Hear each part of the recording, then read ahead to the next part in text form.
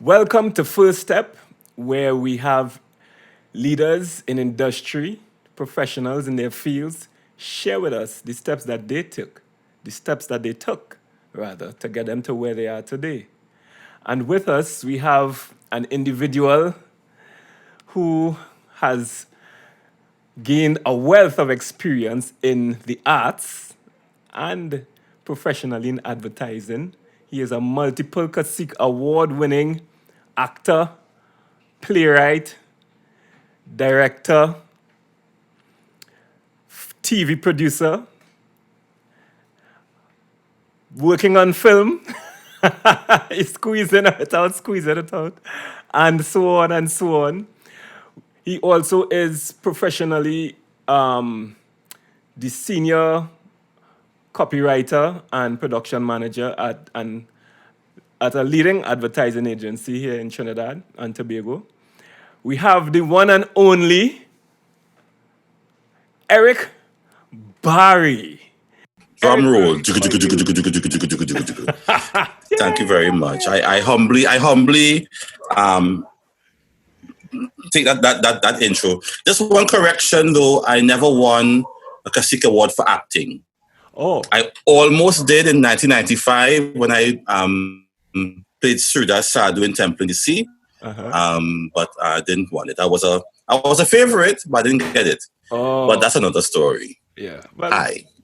I guess what they say in past, who knows? Well, I mean, Kasika Awards Yeah. no longer, but something else, Yeah. who knows, you might get the Academy Award. Yes. So good evening, good morning, all of that. Yes. Hi. But Eric, I want to say thanks so much for taking the time. I know you had a very busy schedule with juggling work and, your individual projects that Projects. Yeah. you have been, assiduously working on. Right. Eric, I want to start by asking you to share with us a humble individual from Central Trinidad, Couva to be exact, Thank you. deciding to move into the realm of theater or the arts. What was the inspiration, Eric, that took you to in that direction, as It's opposed been in the to arts. in the arts itself, yes, Okay. as opposed to, I don't But know, before I get to that, what I'm realizing now as we're doing this interview via Zoom, and something they told us the first time I went into television to be interviewed, they tell us don't watch the monitor, watch the camera. Right, so I'm watching you, and I realize my eyes shouldn't be down here; it should be at the camera. Okay, so well, I guess you can interchange as you feel but no, I don't. I comfortable. know. The right thing is to watch the camera. Right. So I'm watching the camera now. How did I get into this thing?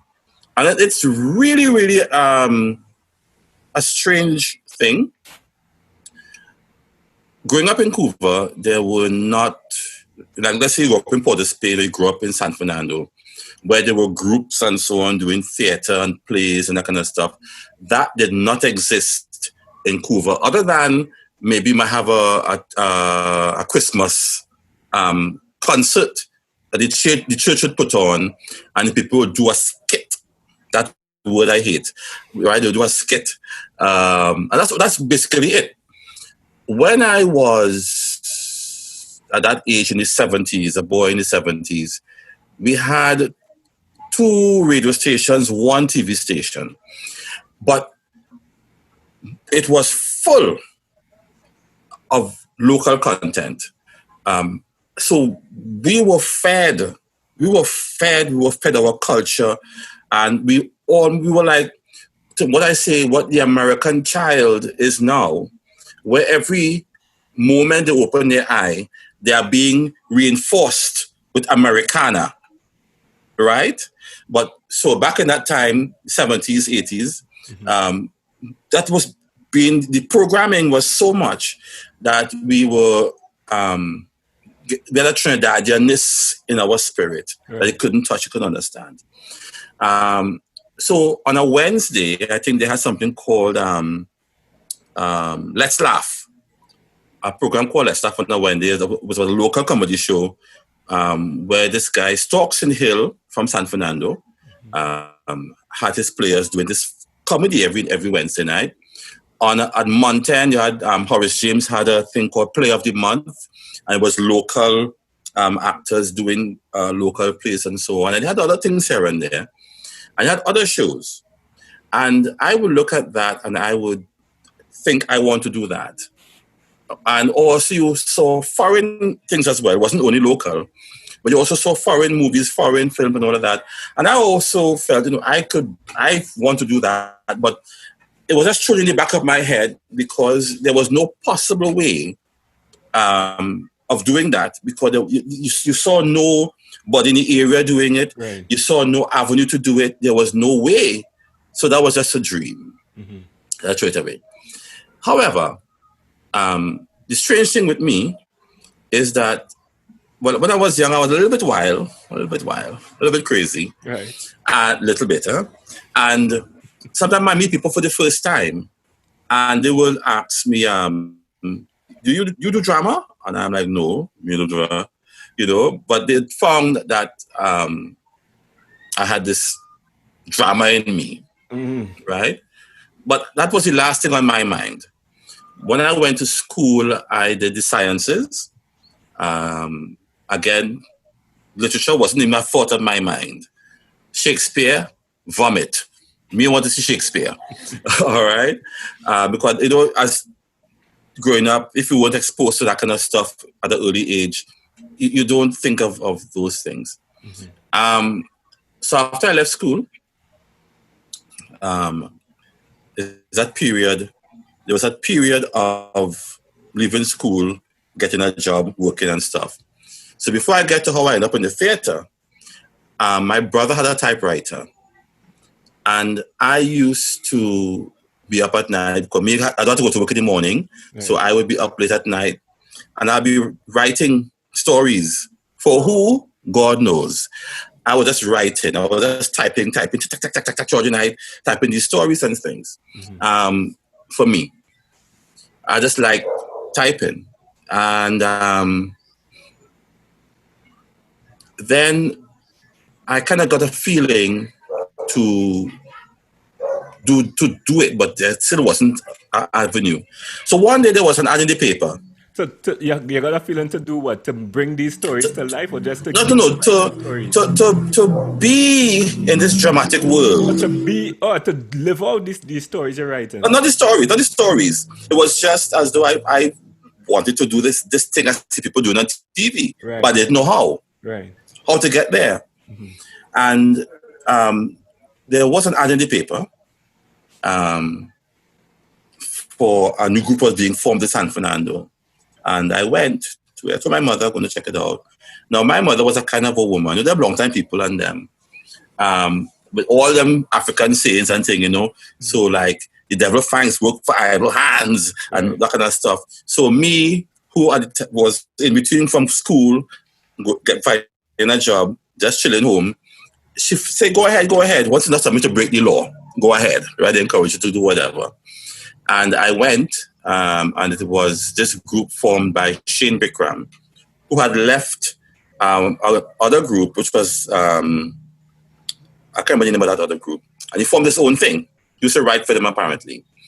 And he formed the San Fernando City Theatre Movement. And I was a founding member of that. A bunch of young people. All of us were just a set of young people. We just joined this group. And it really was nice.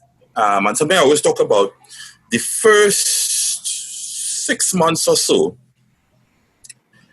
we did workshops. We met every Saturday in San Fernando at the Arts Council building, which was being erected. Was bricks here thing. It was very incomplete, but I was home. Right. And this would have been around 1989 or 88, somewhere around 88. And we did workshops. Every Saturday we met, and we just did workshops. We did workshops on voice, movement, things for your mind as actors. And we did all of those things for months upon months upon months until he did our first show. It was called a cultural cook-up.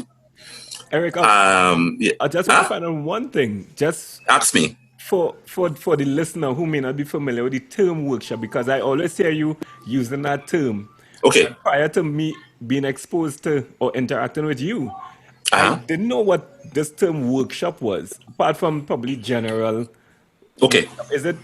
And then you always say need workshopping, it need workshopping. So just Right. briefly explain the term workshop to me. Right. So you talk about two things, two different things there. For the actors, the workshop is more or less exercises. Right, So you come together and you do things to improve your voice. You right, do things to exercises so you can get better command of your body, and then exercises as well for your mind, because they say the plumber's tools are the wrench, the spanner, whatever. Carpenter is the saw, the hammer. For the actor, your tools is your body. right, All right. So you have to have your voice. You have to fine tune your voice, fine tune your body, fine tune your mind as an actor. Right. So the workshops are all about that. Exercises to get all of these things at the highest potential it can be. right, You talk about just now about it has to be workshopped. That's a different term in terms of like a script. That has to be workshopped. With the script now, like somebody writes a script and they may have problems in terms of maybe the themes or the plot or the rhythm, the pacing, whatever. right, And so it being workshopped, it then you might either have actors read it out so yeah, the writer can hear it, and then people discuss it, or you have what we call a dramaturge, which is a script doctor who will look at it and look at and say so and so. This is move around things here and there. So that is being workshopped, Oh, right? okay. But the actor will do workshop, but a Understand. script is workshopped, Okay, right? okay. So we opened up with it was a cultural show. It was called a cultural cook-up. It was a variety show, sorry, a cultural cook-up. So it was singing, dancing, acting, yada, yada, yada. All of us young people, full of energy, and it really was fantastic. I was frightened too bad, but then bam, as I hit the stage, bam! Um, it was, forget about all the nervousness and all of that. I think we did 2 nights in the bowl. I believe at that time the bowl had burnt down. If you remember, there was a fire, Yes. and so we were in the kind of not the lobby, but as you walked in, they set up a stage just as you walked in the bowl structure. They were using other parts while the thing was burned down. Right? Yeah. Right. So that was that. So I spent a few years there, and then I had gone to back in that time in the 80s. UWI extramural department had something called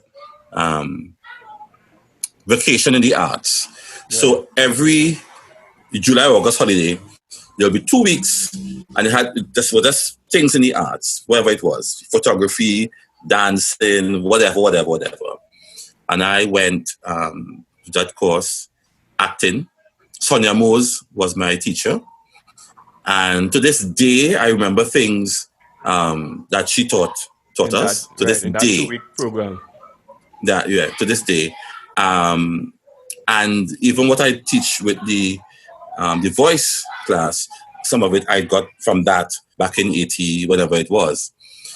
From there, I went on again, continued with the group, and in 1991, I went to UWI to kind of enhance and get a little paper behind my name and stuff. But more or less, it was just a need to get further training and education in this thing. Right. And I'll come back to that just now. So I left in 93. I went back to the group, and they did a show called Land of Soap and Story. At that time, Robinson should have been in office. Was it Robert? Yes. Robinson would have been in office, I believe. Right. This is like in the And 80s. it was Shane Bikram used to write um, plays that sometimes slam public figures. I used to call him the public prosecutor, right? And he wrote this play called Land of Soap and Story, which was kind of a parody on the Robinson government. Okay. And there was a headline in the paper, because Shane really went far with this one, and there was a headline in one of the weekly papers saying, "Stop that play," right? Stop that play. And well, they got attention. And people from Port of Spain came down to see that play. And it was 93, it would have been probably earlier. Anyway, and people came down to see the play. Chukang was in the audience. Godfrey CD was in the audience. And some of the people from town came because it was a scandalous play. And that's when I got my first invitation to be in Port of Spain. Godfrey Seeley had seen me in that play, and he found I had this expressive face, this expressive comedic face, you know. And he invited me to be in this play called Bedside Manners. And that's how I ended up in Port of Spain theatre. And that's my theatre thing. But continuing, and I did a lot of plays at the time, a lot of acting until 97 when I took a leave of absence from the stage. I went to study again. Right. And there's a story with that. Do I have time to give the story why I went to study again? Everybody, we have time. All right. So what happened was that my dream was not to do theatre. It really and truly was to do film. That was what I wanted to do, to do film and television. And but is there because I kind of watched. I lost you. No, you didn't. I watched these two things, these two skills, or these as the same, film and theater. But so I probably me not being an actor or so much involved in theater and film, I don't really see the demarcation between film so much and theater, because I just thought it's acting, you know? No, it is acting, but there is a difference. There's same but different. As you know, the basic difference is on the stage, you have to reach that person in the last seat at the back. So my voice has to reach that person. The person have to see my expression, they have to see my body. So I'll do things a bit big and so on. So the person in the back, who pay the money, will, be able to follow. With cinema, with the film, the camera is right there. Okay? So there's no need to push out. I got it. Right? So there is the basic difference. And as a result, you always hear people talking about acting for screen. Because when it is you take an actor who has been doing work on stage, they do not have that kind of restraint that you need. And they have to learn that, how to have that restraint and make your movement smaller, whatever, so that you don't look as though you're overacting. I got you. Fake. Okay, I understand. Right? And you have to train to do it. But right? You can't just opt and do it. Your right? initial passion would have been for film as a film and cinema. Because watching TV, right? That I want to do. Me want to go on. I knew nothing about theater, nothing about stage. All I knew was TV and movies. Right. So that's what I was dreaming of since then. Right. There's another difference again with film and the stage. With the stage, once you're on stage, So you have to remember these lines. You have to learn the lines, Right. and the scene is just continuous. Right. Whereas on film, you cut, Yes. right? Yes. Then I've done that. you could grab a script, go over a line, quick, go back, and act again. Right. Right. On stage, you don't have that at all. Not luxury. Right. You have to know your lines, or be able to improv in case something goes wrong on stage. But you have the luxury of being able to cut, watch the script again while they shoot, that kind of stuff, right? And I do remember sometimes, although film actors get a big salary, there are some actors who prefer the stage, and they kind of look down on film actors because they say real acting is on the stage. Some people have that belief. A friend of And you will mine. also find, No, I was just to interject. A friend of mine, he said he went to Broadway. Actually, Stephen Edwards. You know Stephen. right, yes, And he said he saw actually he said it on one of these episodes. He saw Denzel Washington on Broadway. right, And he came off a little disappointed because Denzel seemed to be forgetting his lines and needed to ask for lines in the middle of the play. And I guess that is probably coming from the right. from I don't know his film. history. I don't know if he began in film or if he began in theater and went to film. I don't know. But you'll find quite a few film stars want that opportunity to go and do stage work, and I guess it's probably is maybe to satisfy themselves to think that hey, I really am an actor, to go on a stage in front of a live audience and to keep them engaged for an hour and a half or 2 hours, whatever. That is a feat, I think, greater than receiving any kind of salary they receive in Hollywood. And that's a satisfaction, I believe. I got it. Yeah. Right. Where was that? So your initial passion, as you said, Right. has been for film. Right. Was to go to film. But then I wanted to do so I went and do the theater thing.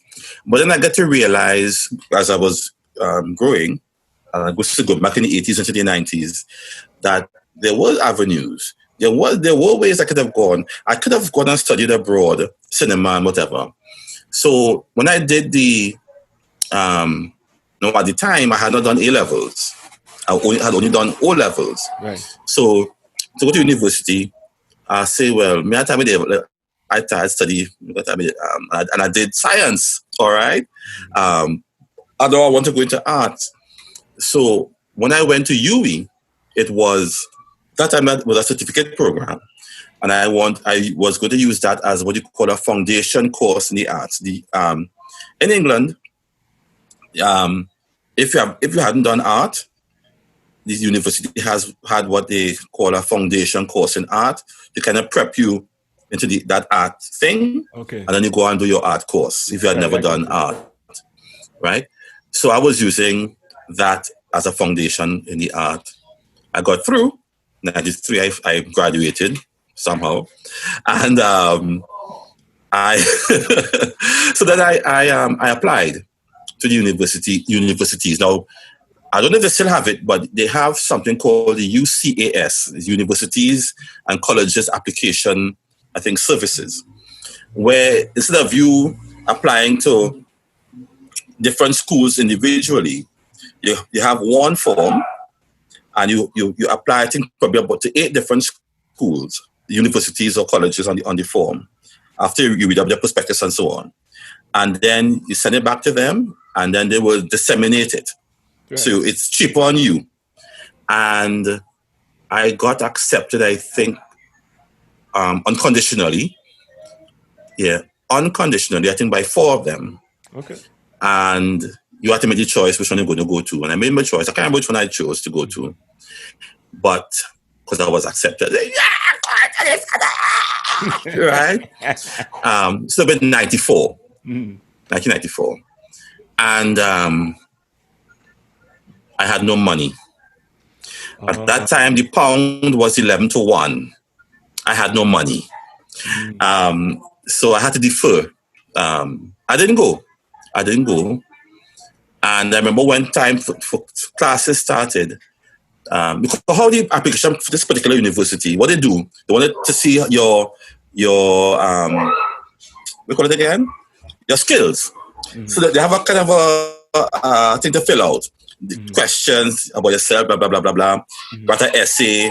Then you also had this thing where they had some photos and you cut out those photos and create a story and what kind of trial, and I did nothing. And I didn't go to the class. I didn't go. I couldn't go. And my phone rang. Pick up the phone. And there was this British voice on the phone. Hello, Mr. Eric Barry. That's not British, but anyway. And I said, "This is Eric Barry. I'm whatever calling from the school, Wow. right?" I said yes, and then they asked me, "Are you coming to class?" And I said, "No, I am deferring." Oh. And the woman said, "Oh, shucks." Well, not oh, shucks, but you know what she said? And she said, the dean was very keen on meeting with me. Wow. Yeah. And I got depressed. I put that down. And the whole year, because trying to find money and you couldn't get anything at all, no help, So for the program, you would have had to obviously the fee itself would be one issue, and then I guess getting to England, accommodation, whatnot. Come again? I was saying for the program, right? You having to fund the course to do the and Studies. then to study, as well as the fees to get there. Yeah. So those would have been obvious hindrances with you not being able to. Yeah, really, really, really, really huge. Because it was 11 to 1. And also what they have is a very strange thing. I forget what they call it. But if you are a local student, a British student, you pay cheaper fees than an international student. Yes. Which I found was really kind of strange, but that's how it is. Yeah. When I was there, was the same courses I would have applied for. Locals would have paid next to nothing, and I would have to pay like the full rate. Yeah. That's right. So that was that. Subsidized for the locals, I guess, or Right. you members. Thank you. So so it wasn't a thing. I was depressed for a whole year. The following year came and I was depressed again, and I didn't bother. I said, to hell with that. So then another time, I about a year or two passed, and I applied again, and I get through again, another university, and in England. In England, yeah, I got through again. I got accepted again, and then I had no money again. And I just gave up on that. I gave up on going to England and all of that. Then I said, you know what?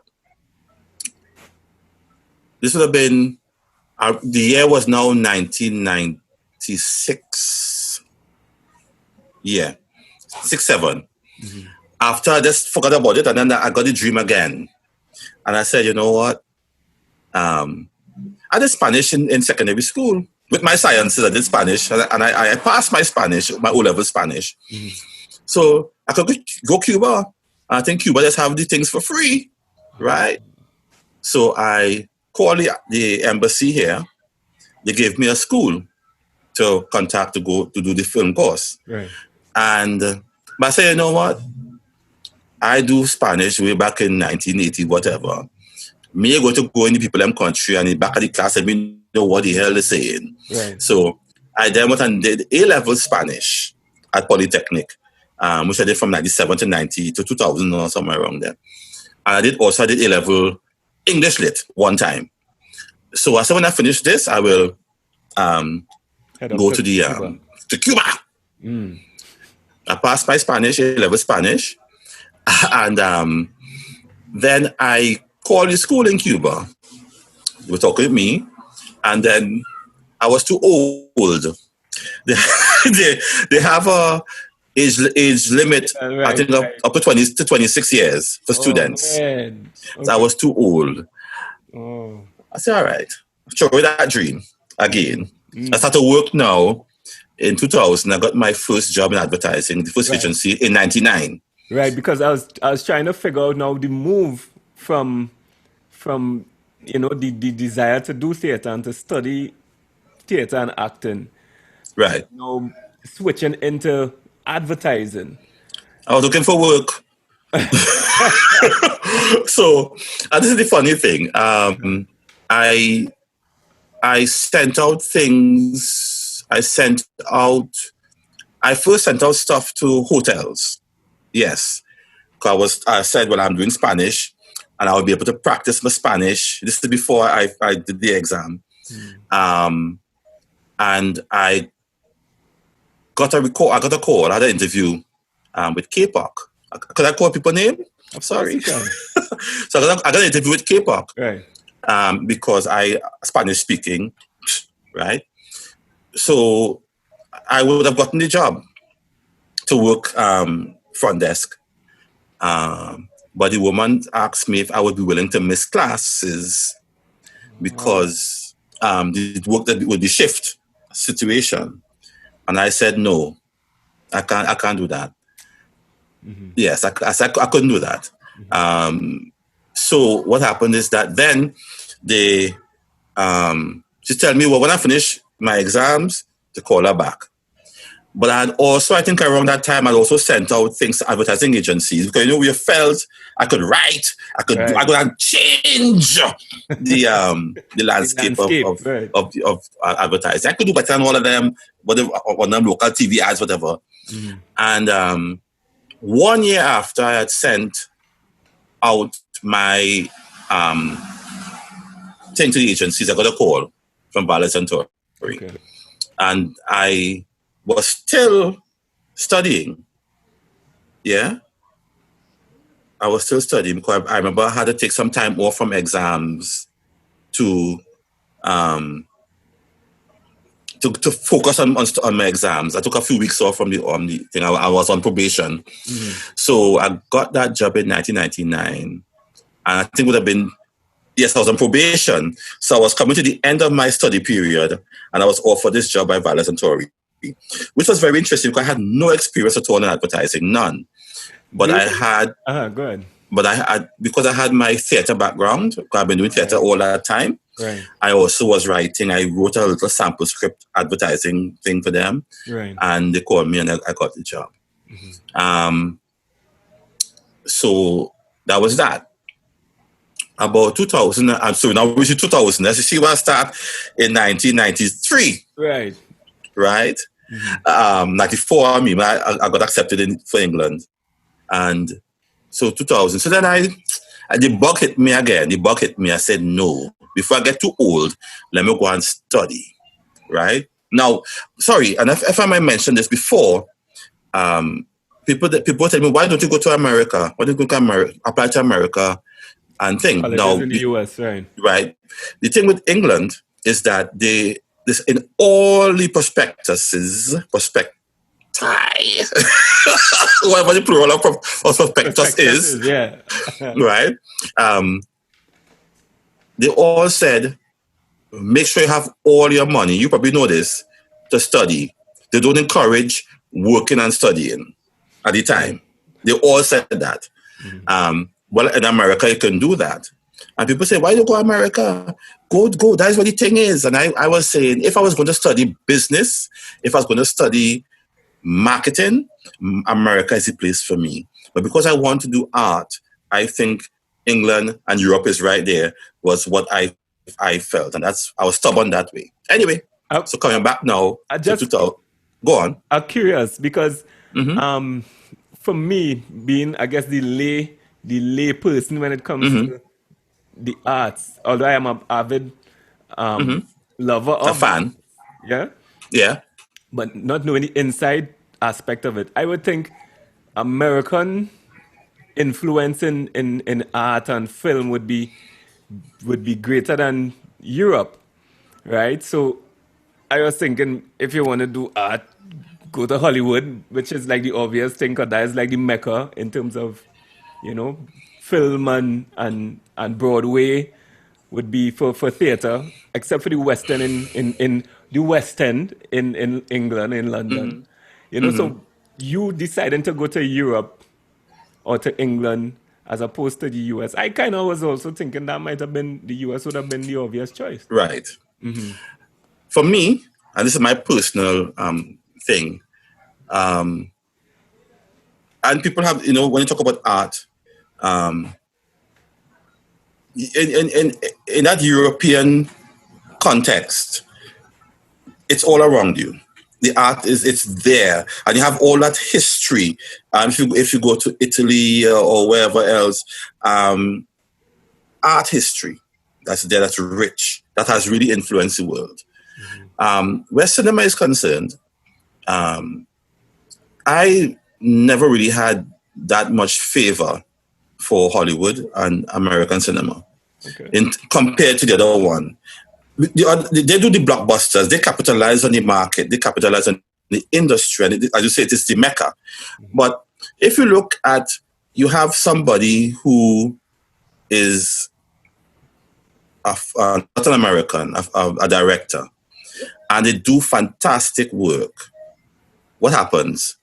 America pulls them, and they make you part of that system. Yeah. And it's something that they machinery. do. Yeah. They pull you.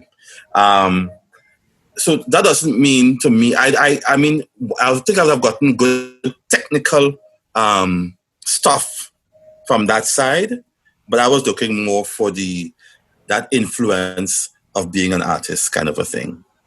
All right? So stubborn me. All right? So then now, I throw away the dream again when I was too old to go to Cuba. I still got 2 years of hell doing A-level Spanish. Oh God! You had to read novels. You had to read magazines. Oh God, that was hell. At one time, I was doing so much Spanish. I remember I was leaving class, going home, and I was in a taxi, and there was this vehicle in front of me, and it had a signage on it, and I'm saying, "What is that?" I'm saying, "What is estate? What is estate?" And then I realized it was estate. Yeah. It was deep in Spanish at that time. Yeah, so I was seeing English words in Spanish. Yeah. Right. So yeah, I went through that. So then I couldn't go. So I just threw that away. So then I was working at advertising again. And I think somewhere around 2002, I believe, the bug bit me again. I said, no, I'm going to do this thing before I get old, before I can't do it anymore. I'm going to do film and cinema, right? And I started to think, where can I go? I said, okay, Mexico. I'll go Mexico. But Mexico, I couldn't find any schools in Mexico. So I came down. I said, I'm not going to go Venezuela. Because every 2 years, there's have riot and people that's dead. Not going to go Venezuela. Then I said, I will go to, I found a school in Argentina. Right. It was perfect. Perfect in the sense that they recognized that most of the students were mature students.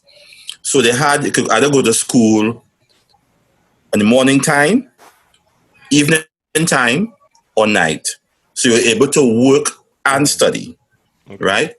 Also, if you could pay the tuition in a one lump, no problem. But you could have paid it per month, and was like about 1,500 TT a month. Okay. I said, I could afford that. And I also said, you know what, if I go across there, I could also work as either an interpreter or to translate for people, and I could survive that way, right? Not to mention my teacher, my Spanish teacher, when I told him my plan, he said, you'll be exotic. There are much black people there. You'll be exotic. Yeah. All right. So I was looking really forward to it. I found an apartment. I also got all my papers and stuff because Trinidad didn't have a kind of a agreement or whatever you call it with Argentina. I had to get all my things stamped from the Ministry of Education to validate it and that kind of stuff. And I remember now I have everything. So I was working on Alcazar Street. the Argentine embassy is in Tattle building. So this is just a little walk right there. So I had all my documents, but it was a Thursday. Back. And I said, I'm going to start the study process now. I'm going to get ready to go. And I was going to go lunchtime. I'm casually reading the Express. And as I turned a page, when my eye picked up something, was Buenos Aires. So I turned back the page. And then I'm looking at this photo. And there was a whole line of people outside of this bank to take out their money. And I started to read. And the country was going through an economic situation. And people was taking their money out of the bank. Wow. So I said, let me not go to the embassy right now. Let me see how this playing off. Within a few days, the country declared itself bankrupt. Wow. Argentina. So I said, well, me going there. All right. And they went through a little while, a good few months to a year of turmoil with that situation. I said, see this, I will do it myself. I'll do it right here. I will do that film thing right here because I have been doing theater for a long time. I had now been doing advertising. I have been working with people who operate cameras and so on. I understand filming and that kind of stuff. Just to a degree. And your resources and, right, I had a network. I could network and get people to do things. I've been writing because what I forgot to mention, when I finished my A-level studies, I came back out from my hiatus from theater.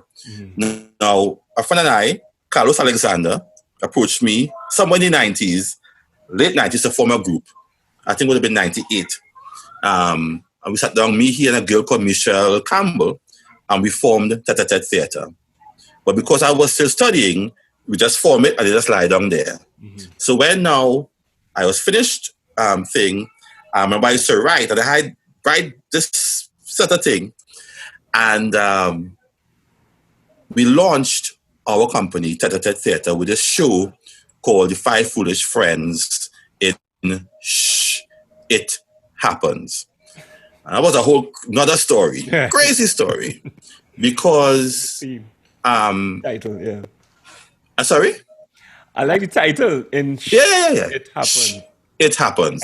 So what happened was that nobody knew Tete Theater. So we did everything, and I don't know where we found the money to do the show. Austin Forsyth also was a member. And how we came on board, I remember talking to, because Carlos is a theater person, Michelle is a cultural person as well, and it was just two of us. And I always remember reading that they want to have somebody who's a business kind of a person to do the operations and stuff. Right. So I had met Forsyth some years before when we did something in the Little Caribbean Theater when he was manager. And I said, Forsyth, do you know anybody who could be like the business person for this company we now formed?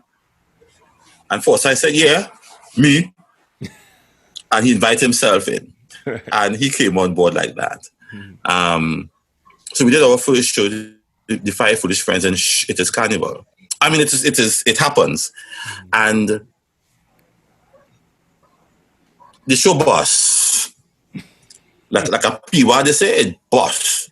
There was one night we had 5 persons in the audience. 5. Wow. 1, 2, 3, 4, 5. But that audience was the wildest we had. Those 5 people, because we were waiting for the audience to arrive. So we were a little bit late. So we said, let's wait a little bit. Let's wait, but nobody come in except those 5 who were there. And I made an announcement. The weather was nice like this, nice, calm, dry weather, hot whole day. And I made an announcement. I said, ladies and gentlemen, we are sorry for the late start because of the inclement weather, but we will be starting the show in the next 5 minutes. And that was the start of it. Right. And they laughed, and from the word go, they laughed. But we had other nights, we did better other nights, but it wasn't, to shout about. But we got, this particular installment your creation in terms of you writing? yes, I wrote everything. Right. We couldn't pay no writer. So I use my script. But the other nights were pretty good. And we got a good review from Anne Hilton, who said she came with apprehension because seeing the name is a comedy and she thought it was going to be. But people gave a lot of kudos in terms of the writing and the writing style and that kind of stuff, which I was like, okay. Or I didn't, was just me writing my trippiness. And I do remember, but the show bust. It bust. And I think we rested for a year or two. And then there was, I think, a theatre month that that had. And we were asked to do something, and we did the show again. And we did theatre month again. I mean, we did that same show.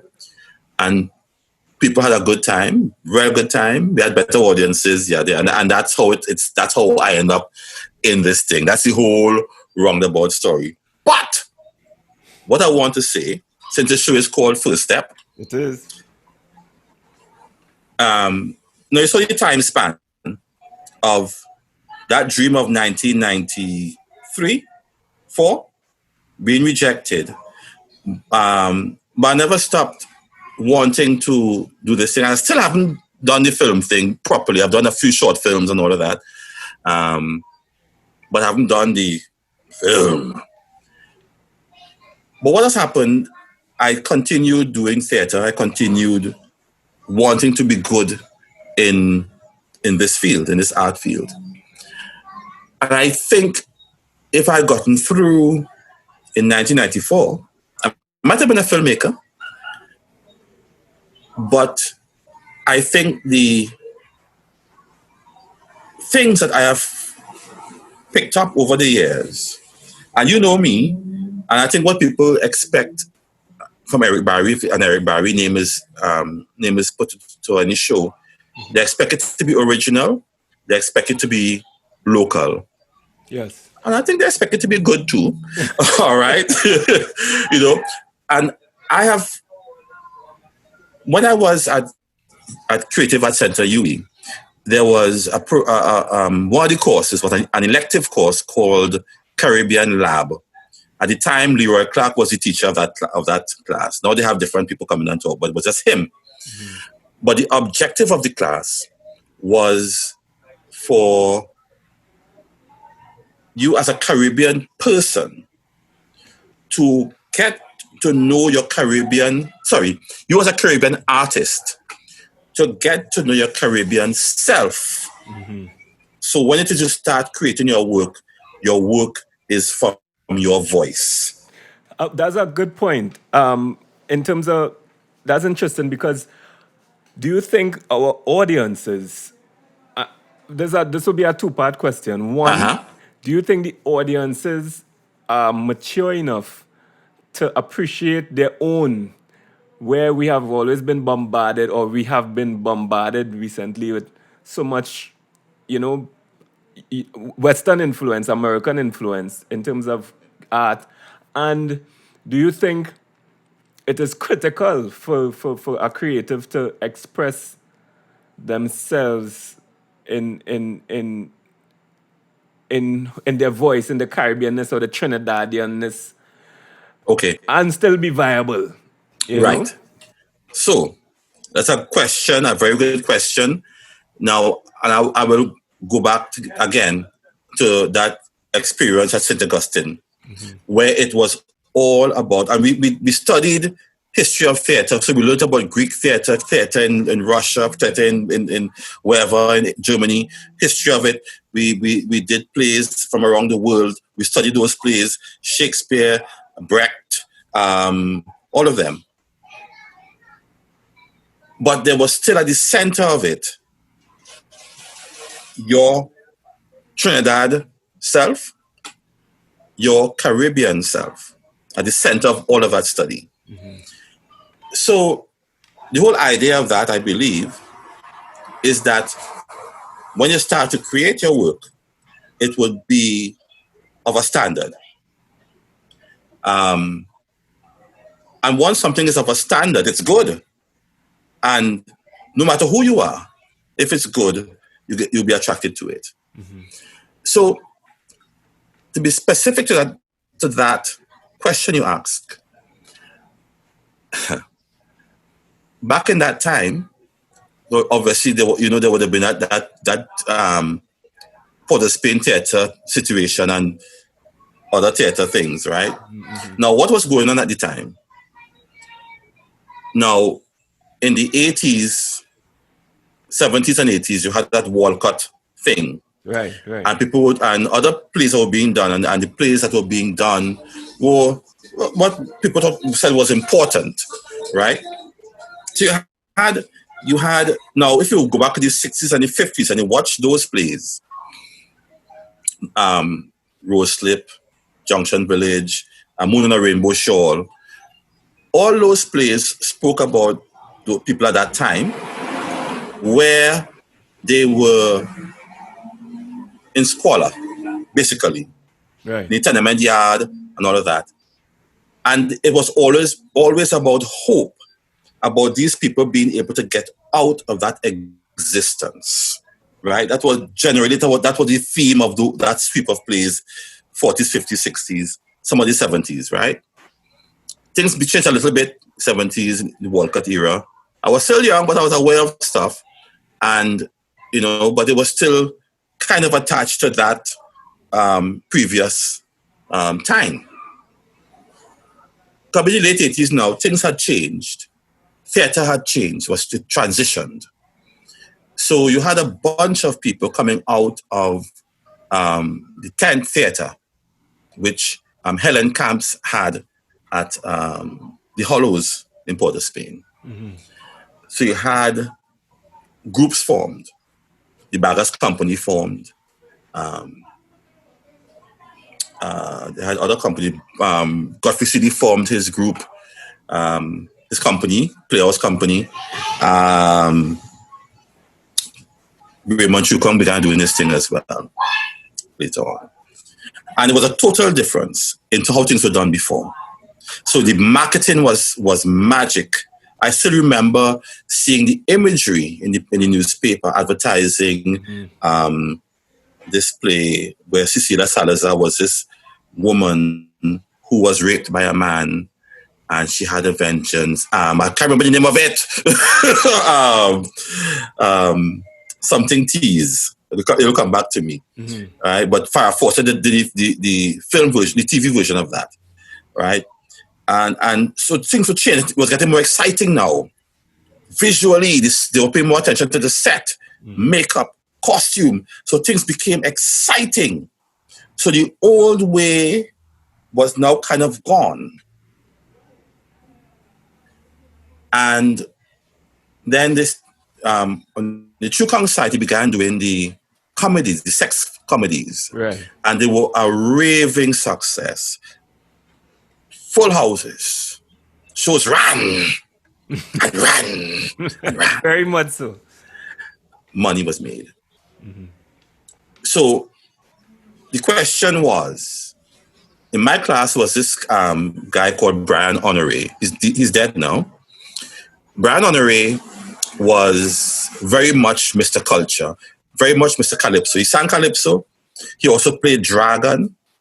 Every carnival, he also was Mr. Rubber. He was the rubber man. Right? Midnight Rubber.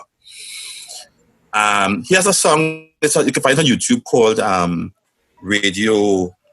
Captain Radio or something so, where he talks about the influence of the foreign music taking over, right? That's his mind. He was very, very much in the culture. But his records wasn't selling. All right? And this was the talking class. Should you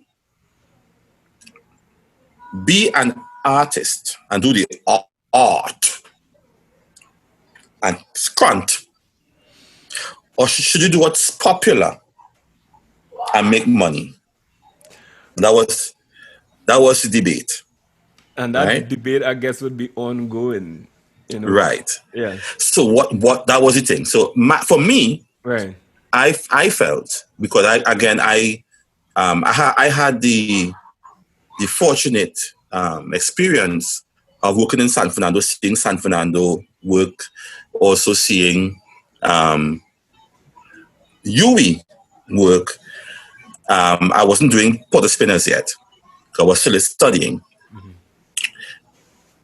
But what I felt the people in South and Yui felt they were doing was what was important. The work was important, right? And I don't mean them, they were alone. There were other people doing other stuff, other companies that was doing work that was important. The other people, not Yui, not Yui, the other people who were doing the important things, the shows were boring. They were doing a serious play, and it was boring, and audiences were bored. Compared to going to see a True Kong or whatever, Exactly. and you'll laugh out the place. So that was winning out. Exactly. And I always used to say, I remember talking to a friend of mine at UP, that what it is these people are not doing is they're not thinking of entertaining the audience. Mm-hmm. And when I say entertaining, I do not mean that they come and laugh, ha, ha, ha, ha. But it's to grip them, pull them in. How do you do that? That was my argument. Right. And maybe the things you can borrow from that popular side that you can probably use on the serious side to make your work more engaging, and so that was my argument, my thought. Mm-hmm.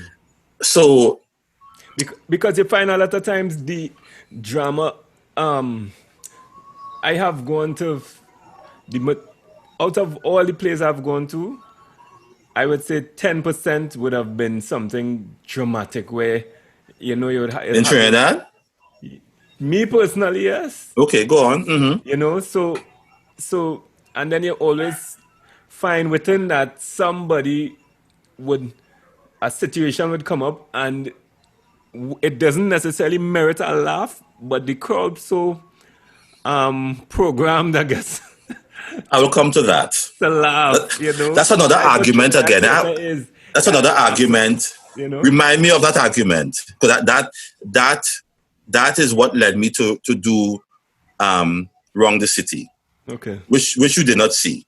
No. Right? But I'll talk about that just now.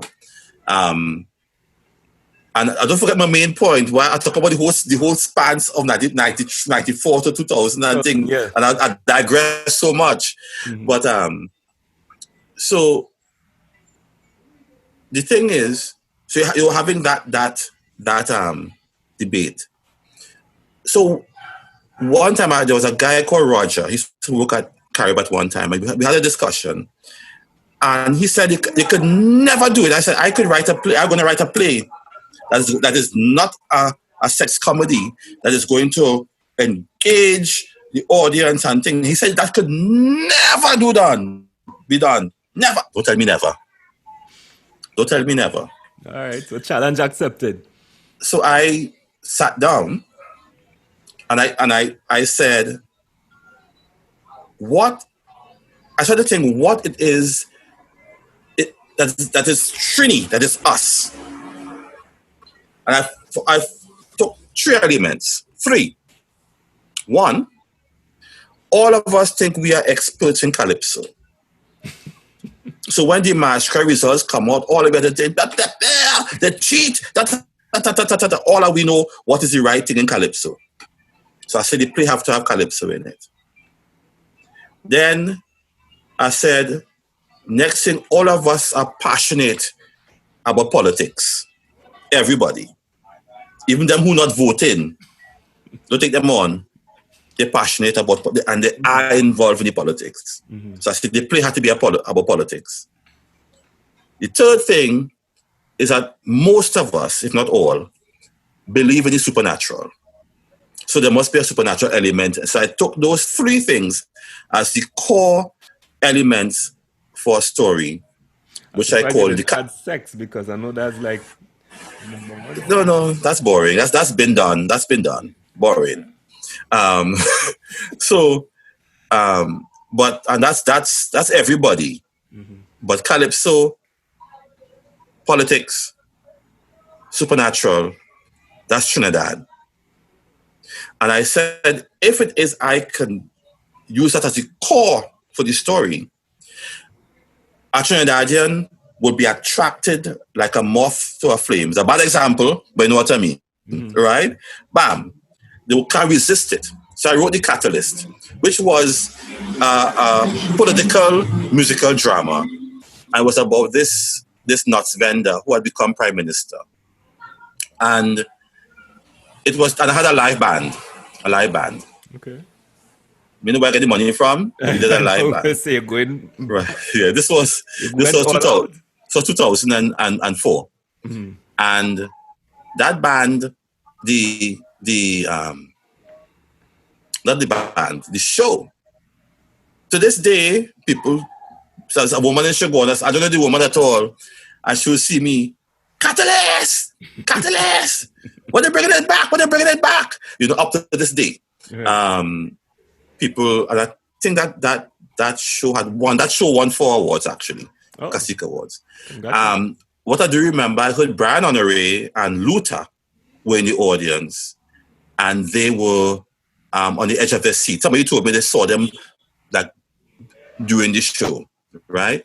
When we came in the Caribbean afterwards, and somebody told me at the time Basdeo Pandey was in office, and there was somebody who was in the politics. I can't remember the person, but there was a part of the play where somebody was roughing up the prime minister was roughing up his wife. I don't mean Pandey, don't get me wrong. Right. Don't get me wrong. I don't have no clothes for court. And somebody said, I can't remember who the person was, that they saw that there's really good, you know, in real, but the public don't see it. Right. And so there was that effect. And this is what I'm talking about, of finding the right elements of entertainment. Now, when I said entertain just now, I mean that to engage the audience so much, they mightn't laugh a second, but they're so involved in the show, it gives them enjoyment. Even if it's a horror, and they quake. I got you. And that's what I mean. And I think some of those directors who were doing the serious work were not able to entertain the audience in that regard, to involve them in the show. But then, going back to my span of time and first step, all right, which is what I talk about, and it's something Oprah had said. You know, when her show used to be fun, long time. You know, it's mentioned that you might have a journey. You might want to go from A to B, and there might be something blocking you from getting there. And they said, don't change the dream. You can just change the journey to get to that dream. I understand. Right? So I think having not given up on the dream in 94, 95, 90, 99, 2002, but still staying on the course, I have picked up so much things on the way that when I actually eventually do it, it would be a much richer thing than if I had gotten through back in 1994. I understand.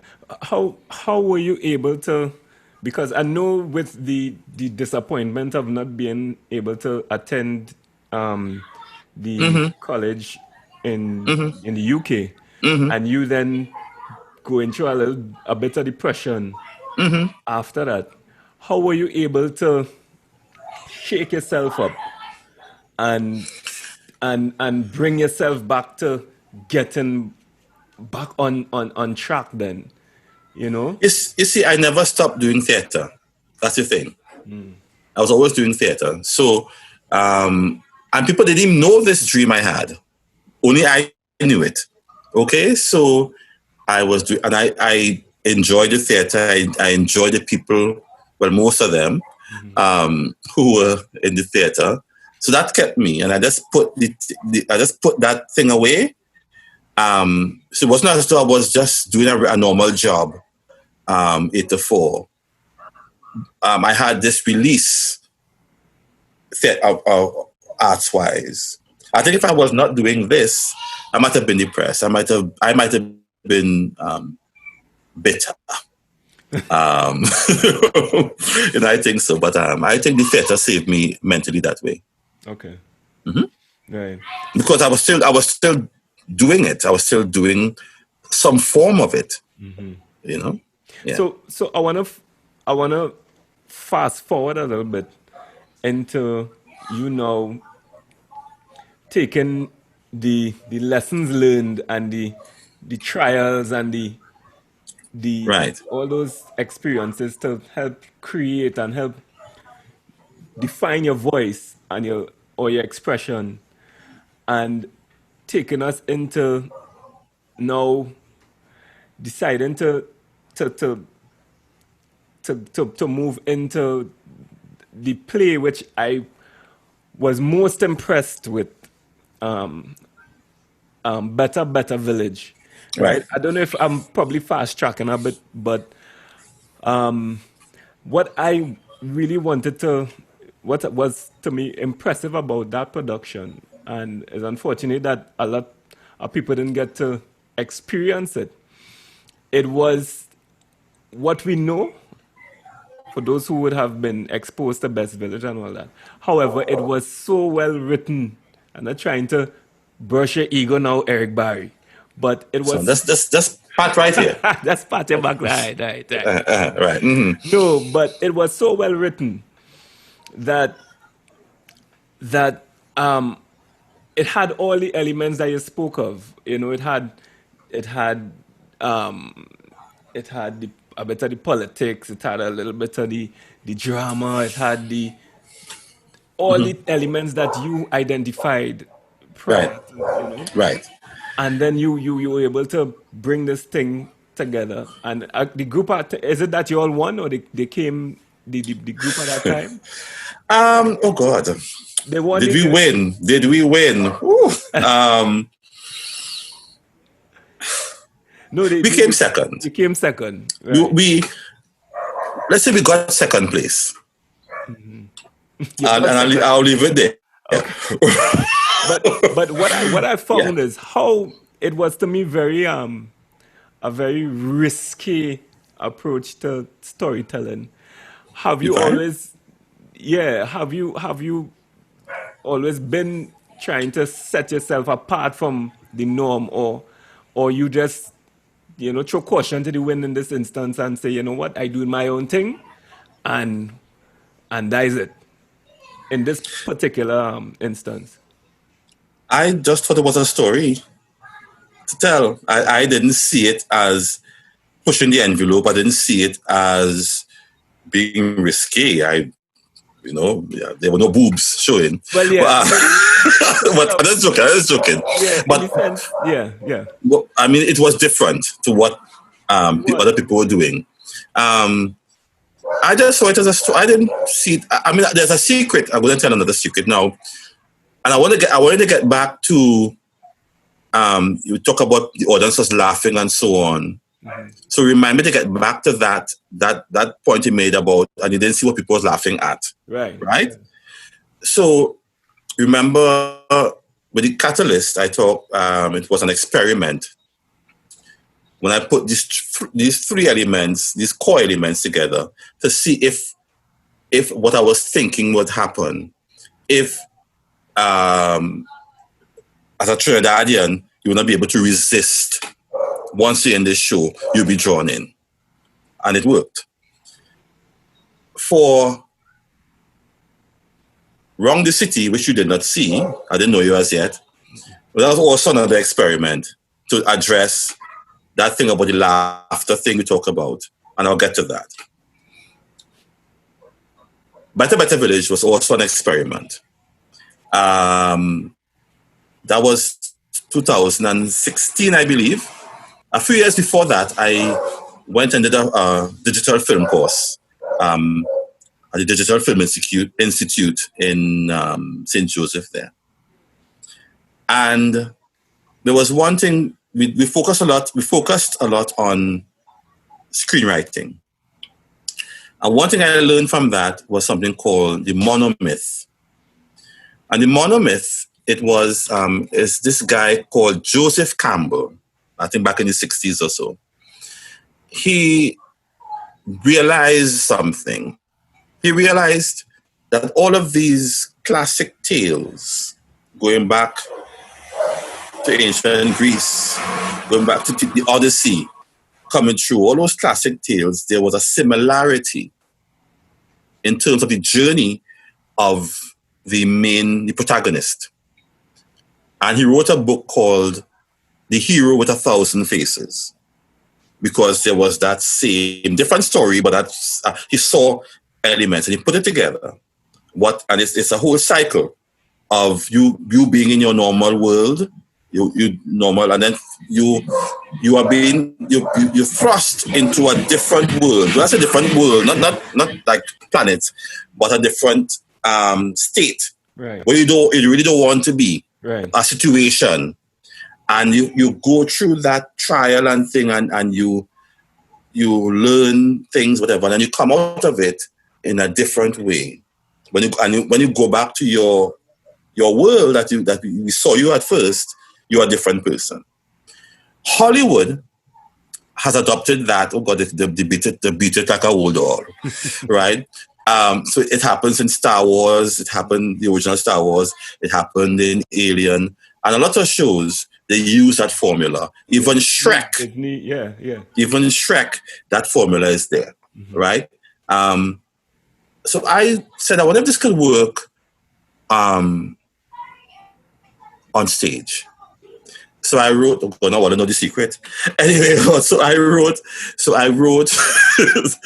I wrote Better Village using that monomyth. Okay, sorry, I thought there was somebody outside. Yeah. Using that monomyth thing. And I think if it's done well, and you're telling the story, because throughout history, all those classic tales, that then this ought to make the audience be engaged as well. Right. And it did. So that was the secret about it. So it wasn't another experiment. I was trying to see if this could work on stage. The monomyth. It was novels, cinema, and stage. It was very effective from Thank you. the audience, and Thank you. It was very effective. And of course, it was within a local context, cultural, the music. So those who don't know this story, those who missed it, poor things. It was based within a Best Village group that was preparing for finals or for competition. Sorry, and that's basically it. I want to go to the City. Yes. And addressing that question about people, you said people were laughing and you find what they're laughing at, right? Mm-hmm. And I've been hearing that since the 80s when I used to go to School Drama Festival. And the School Drama Festival back in the 80s was really, really good. Some of the schools were, I want to tell you, they were beyond with their presentation, and some of them was even better. When you went and you see the adults doing their work and their shows, like the children was better than it was fantastic. Mm-hmm. Some year, well, the 80s, some of the 90s, but you had some situations that you had this domestic situation where the man might hit the woman, patow, and the audience laughed, kya, kya, kya, kya, kya, kya. Mm. And after the school do their shows, they will have a little talk afterwards. And that will always come up. Why did the audience laugh? Why did people laugh? And then they will say, because they're uncomfortable. That is how they dealt with it. And I never fully bought that. Never. Because I remember seeing a show in the Caribbean, and I was next to an American couple. They were to my left, to the back. And something happened on the stage, and the audience laughed. And I heard the woman asking the man, why are they laughing? Why are they laughing? So I always had that, and we would go to the cinema, and we will look at Tom Cruise or Jack Nicholson or whoever do the same thing on the cinema, and we will not laugh. Now I ask myself why. Why am we're not laughing there, but we're laughing here? Mm-hmm. So my theory was that as a people, we are colorful. We you know, talk about how we have the sing-song way. I don't hear it. I mean, what the sing-song, they talk about business, but they say we have a sing-song, we are talking. Right. Right? But we hands, we just give it, right? In all our communications, right? We don't give it like this. We just give it. Flavor, color. Mm-hmm. And I'm saying that the actors come from this pool. So they will naturally have that flavor and color, even though it might be a serious situation on the stage. The director is also from this pool, right? And the audience is from this pool of color and flavor and thing. So we might make that choice. But there might be the color and flavor in it. Okay? Mm-hmm. Even the way we write. And I said, let me do an experiment. You love these experiments. So I wrote this play, Wrong the City. It was 4 different stories. 4 stories. One was these 2 women, 2 sisters. They were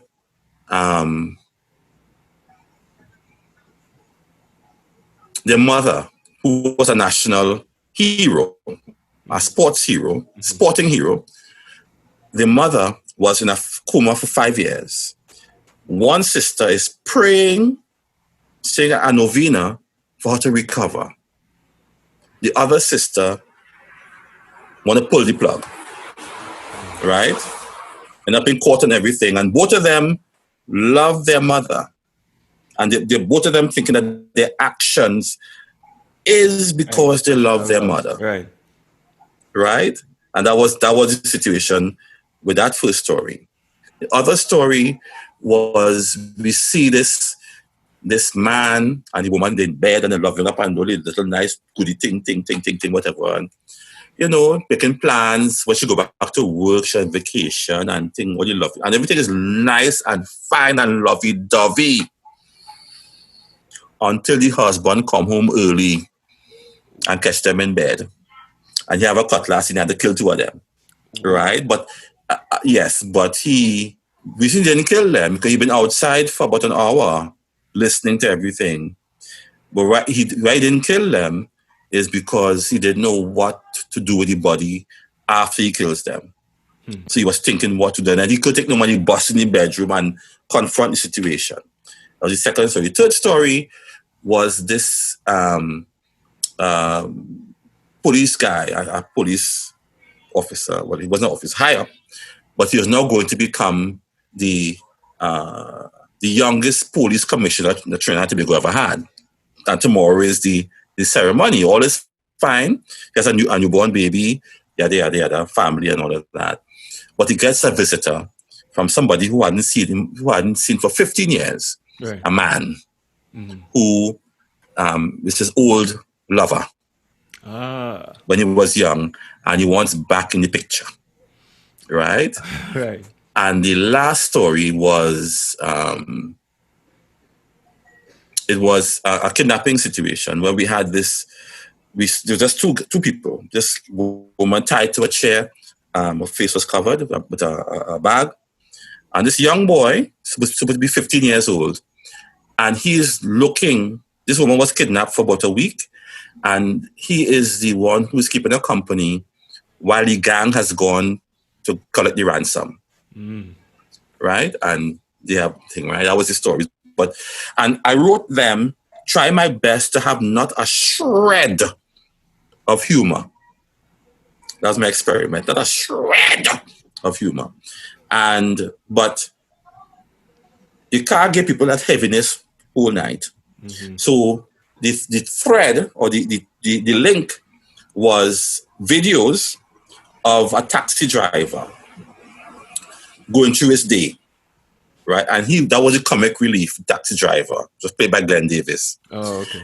So had different scenarios throughout the day. So those things they serve two purposes. One was to provide comic relief. The other was to what it again? To kind of introduce the news story. Okay. So the passengers each time kind of introduce what was going to happen later on. Okay. So that was the comic relief.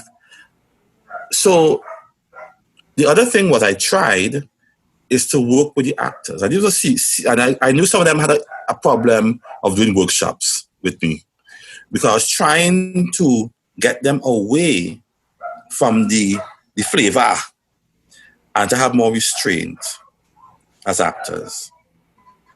To try to remove that comedy that we normally have as people and to have that kind of a stillness and seriousness. That was my experiment, you know. Mm.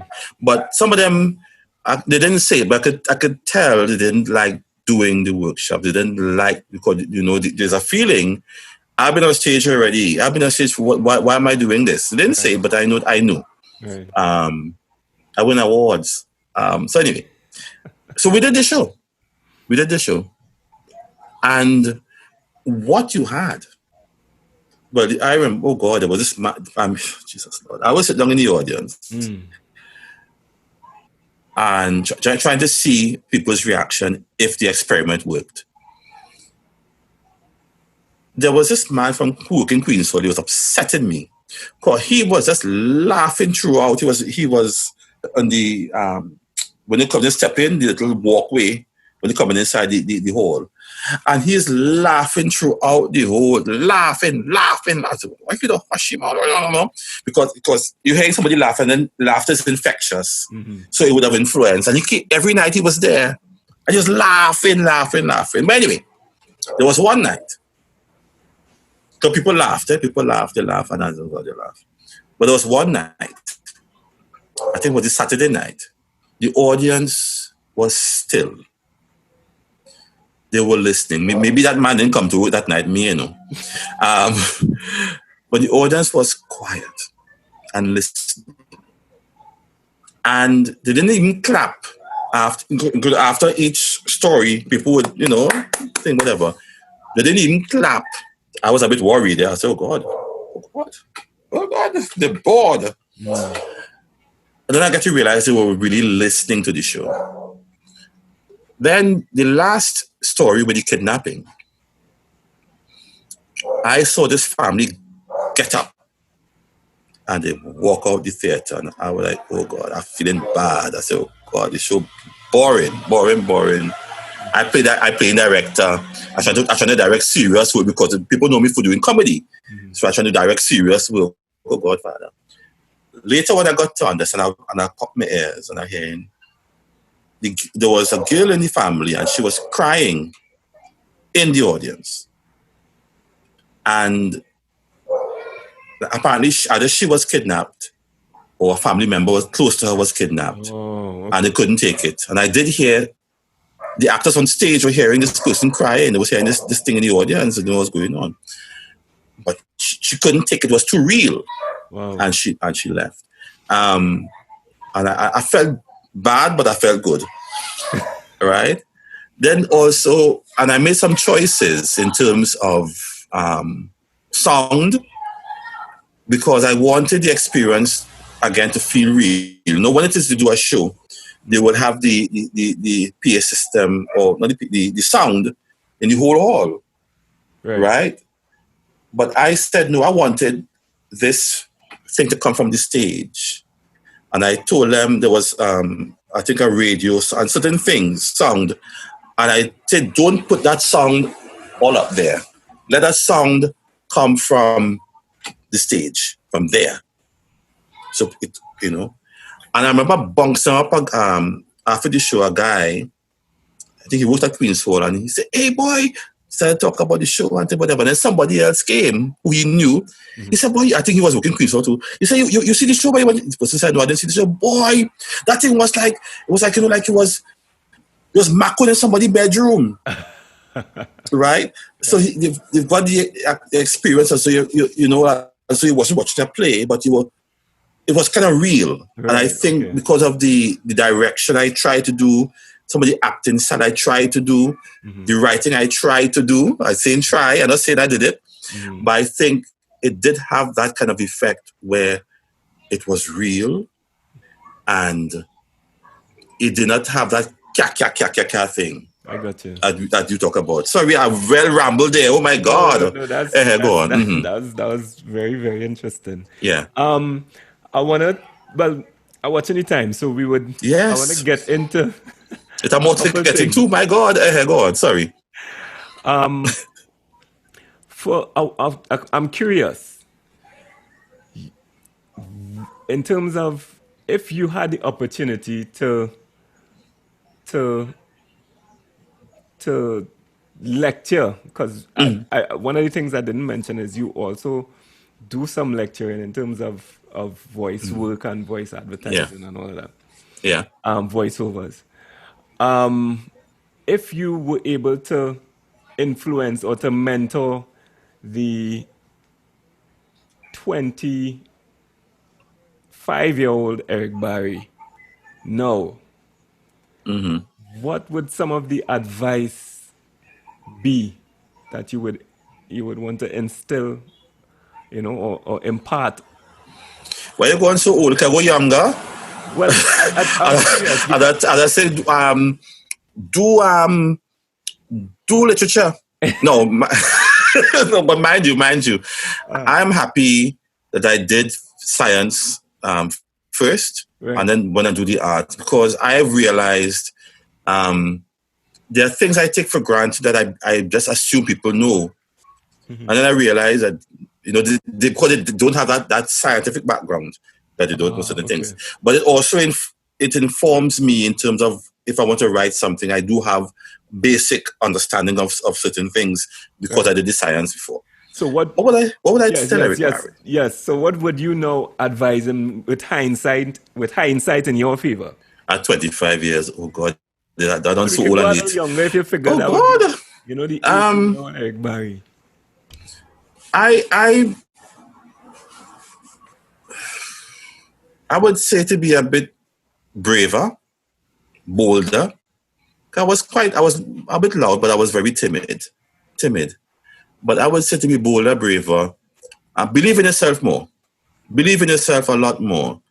Because I remember when I'm going back a bit, leaving school, and then you meet your friends, and after a few years, I say, what are you doing now?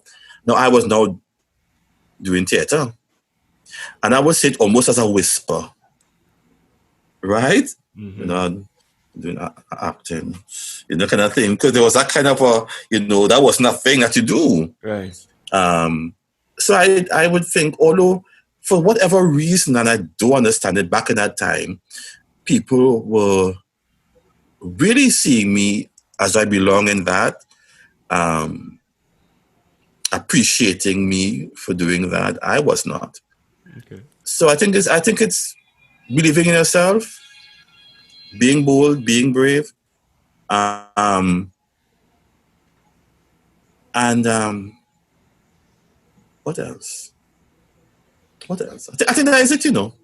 I think those three things are fundamental for more success.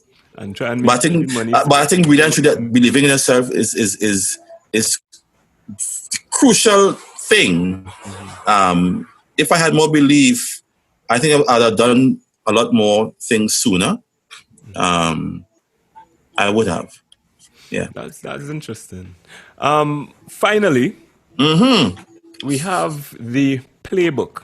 And the playbook is the list of steps that you would take or you would advise someone take to realize their goals or their dreams or their aspirations. So step 1 to step how many ever steps it takes. What would your playbook be Right. in realizing the final destination? One, the arts could be excuse my French, a catch-ass world. So make sure you have your basic education put down, right? Get those subjects, have that, so that that's in your back pocket. Right. So you can always bounce back on that. That is number one. Because there's no guarantee at all. You could be very talented, very talented. You could be the best singer on the earth, and the opportunity doesn't come your way. So Understood. have that in the back pocket. Education. Secondly, if it is to go into the arts, I would say to become aware of a variety of things, of genre.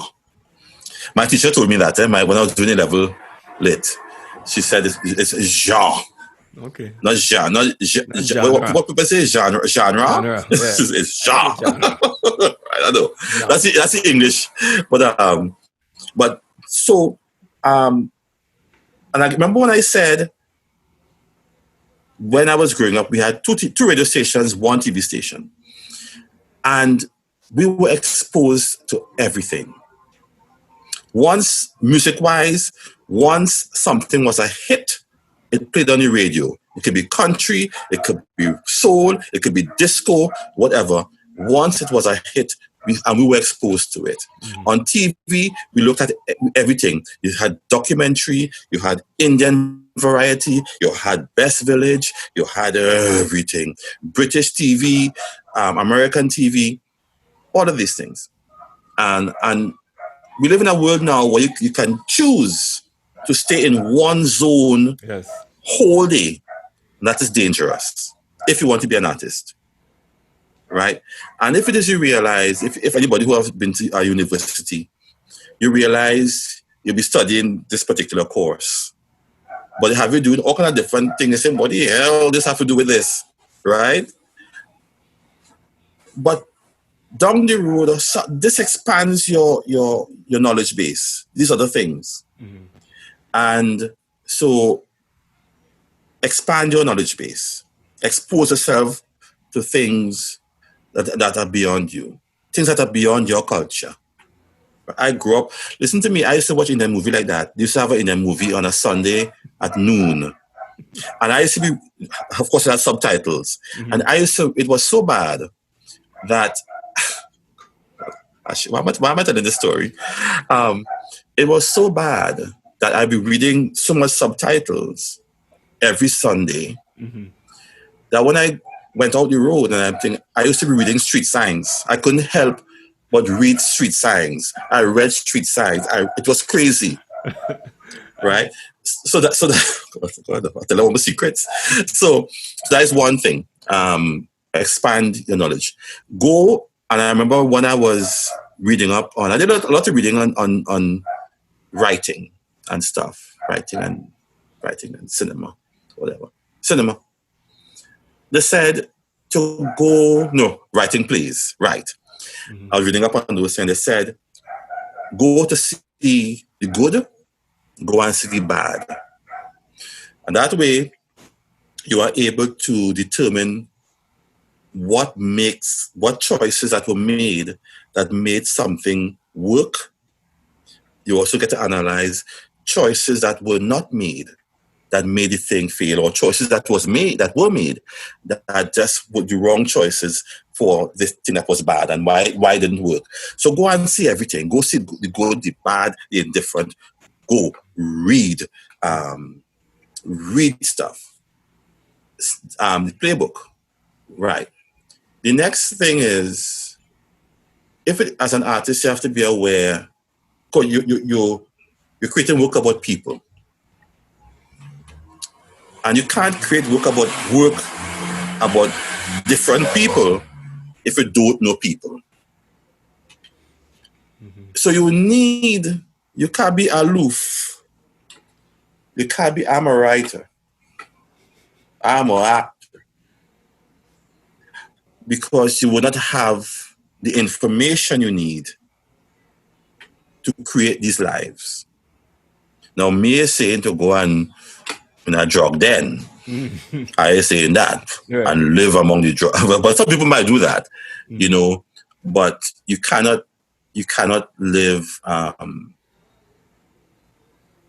aloofness in terms of it, because you will have limited information, and you might make choices that are stilted when it is you begin to create. So you have to be able, or even if you can't go out, they have to have some contact person, and you could say, well, how is so and so and so and so? What is that kind of thing? So you have to have that resource, otherwise you'll be in trouble. Is there any more for the playbook? Train. And it's something that we tend to overlook. We get a little success and we think we're good. We reach and we stop. Little do people know that those big international singing stars, some of those actors, those big singing stars, just go quiet in the background and go by a voice coach, quiet, and work. Go back to square one. Do not tell nobody, but let's do that. Those big top sports people, let's do that. They'll go back to basics.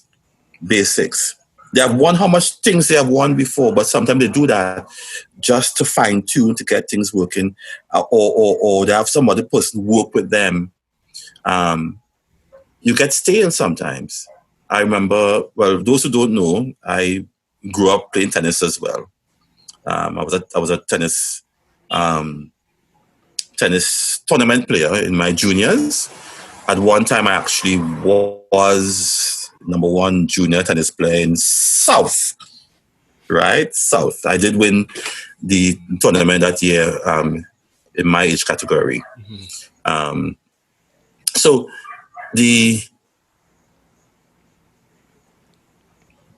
where was I? Right. About training So, and making sure. Yeah. so Martina Navratilova, why I went there is Martina Navratilova. She was a top player. Top player.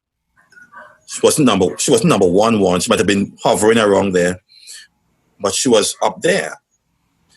And she had a book called Tennis My Way, which I read, and I always call her my tennis coach because the book was a fantastic book, written in the 80s. And she was one of the first persons who, in sports, was doing eating properly for nutrition, for maximum performance in sports. She was also one of the first persons who was looking at the training aspect to give you maximum performance in sports. She was one of the first person who also had somebody there for the mental side, right? And people don't know this. And then when she worked, trained, improved, and then she became the force that was unbeatable for a while. Yeah. Martina because of those things, which people are doing now, which they take for granted. Right. They have this whole entourage that moves with them for different areas of their game, and this is what Martina did. But is having that want to be excellent and fixing the different areas that needs to be fixed. And the last thing of the playbook, and I know it's late, is the last two things. Be humble. Be humble. Because there's something I remember somebody said way back, that you could have, the screen is big enough. You could have all this talent, right? You see in my hands? You could have all of that talent. Discipline, not humble, discipline. All that talent. right? And this much discipline. And the person who has this much talent and all of this discipline will get more work than you. Because people don't want to be around no headaches. So you can have the much talent, but use a problem to work with, discipline, you come in late, whatever, they will just forget about you. So discipline is one. Humility is another thing. Nobody's saying if you're good, you shouldn't acknowledge that you're good. But if you start beating the chest, I is the best, I this, I that, and you have itis, right? Nobody wants to be around you. And generally what I find people who tend to do that, they're not good. They think they're good. Be humble and learn. Be humble to learn. And that's the two things. There was another one, but out of my brain. And but those are the last two. Probably to add to the line on humility as well. When you're a bit too showy, people kind of want to see you fall as well, eh? And they're rooting for you to fall. So now, I should say nothing wrong with being showy. If it is you are showy, make sure you're damn good. Because Muhammad Ali was showy. He was. But he was damn good. Point. And on that note, I would want to thank you, Eric Barry, for taking this time amidst everything that we're going through. And yes, and you see, I don't make up because the makeup person couldn't come because COVID. From Monday, we could do makeup and thing, but right now, the premise has said Monday. So we got to work with it. Yes. Eric, I want to say thank you very much. Lord, I should have keep the cap on. No, I want to say thank you very much for, making the time to share with us, your insight, your wisdom, your experience, and your knowledge. And definitely expect that somebody who might be listening could, benefit tremendously from all that you were able to, express with us. Carwell talk, Lord. Your good talk, but it was entertaining though, at least for me. Right. But again, I want to say thank you very much, Eric Barry, and we look forward to seeing some other Eric Barry production or tete-a-tete production in the not too distant future. Well, there will be something soon online, as which you probably know about, which and I'm done with this. People could go in their bed and sleep after when you say this. Is that when we had this COVID shutdown thing, stay at home, a lot of us creatives were just home doing nothing because the theaters were closed and you're doing nothing except watching other creatives do the thing on TV, whatever, on Netflix. And I felt that to create something for this space, the digital space, because I'm seeing Disney having a sing-along, you're watching the networks, ABC, NBC, CBS, doing their things remotely, everybody doing, and that's where we are right now. Everything is on the screen, remote, and I say, hey, let me do a little thing. So look out for it. It's coming out soon. It's called A Conversation During COVID. Conversation during Coming COVID. to a screen near you. And on that note, I would want to say thanks again, Eric Barry. No problem. It was a pleasure. As our viewers. I really hope whoever listens to this, I hope they listen. Sorry. I think we need to say thank you very much on this note before we take our next hour again. Yeah, no problem. Great. Be Thank blessed. you. Be blessed.